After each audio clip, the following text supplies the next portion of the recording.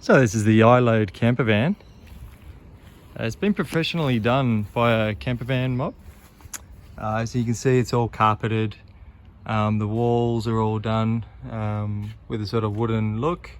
And all the drawers and everything you can see there, they're all done really nicely. It's had a cabinetry maker do all the cabinetry.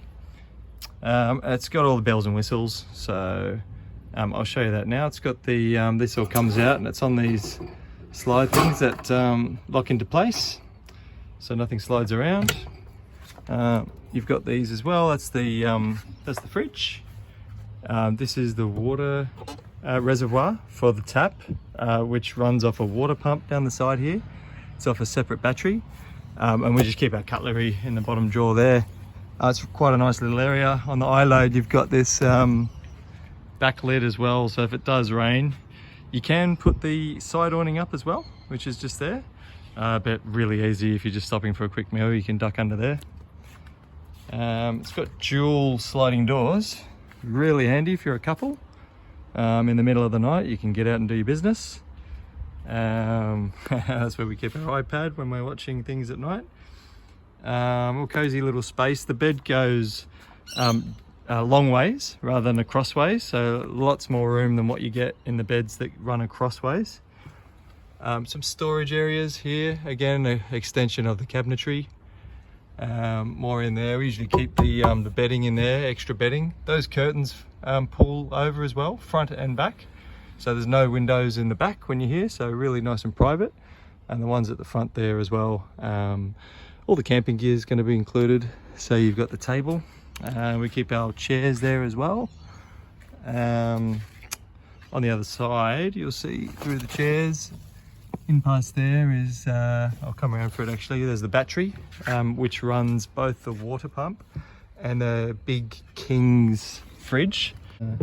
Yeah, really nice and big. You can fit all sorts of bottles, wine bottles vertically, as opposed to the smaller fridges where you have to jam it all in sideways. Yeah, so water pump, it's got a switch there as well, so it's all been done by an electrician. You got the second battery here, and in through the back you've got space here to plug in iPhones, laptops, that sort of thing.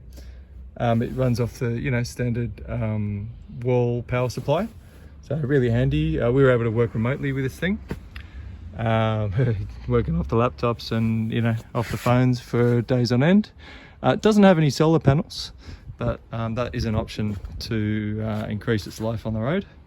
You got a ton of storage under here.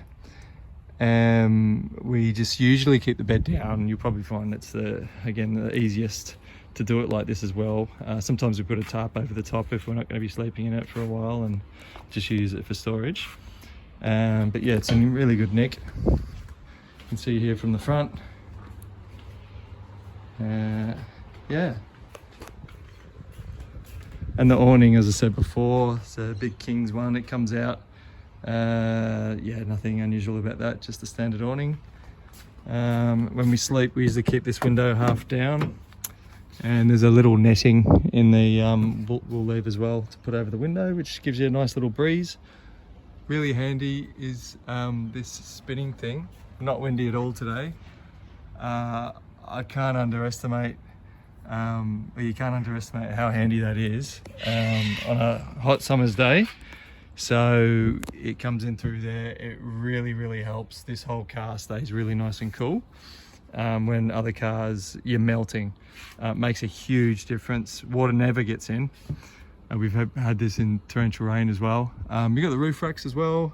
Didn't use them much, but yeah, holds the surfboard and all the rest. I'll give you another look at a few other things now. So yeah, 2008 model. So it's got all the usual things you'd expect from a car of that age. This little thing in the middle, really handy to have just if you're a couple. Leave it down with your coffee space and that, otherwise it does convert to a 3-seater. It's in here in the driver's seat. It's got 250 something Ks on the clock, but it is diesel, so you're going to get about double the life usually than what you get from a petrol car. It's got the default stereo in there as well. double glove box for extra storage. I'll just start her up so you can hear her purr.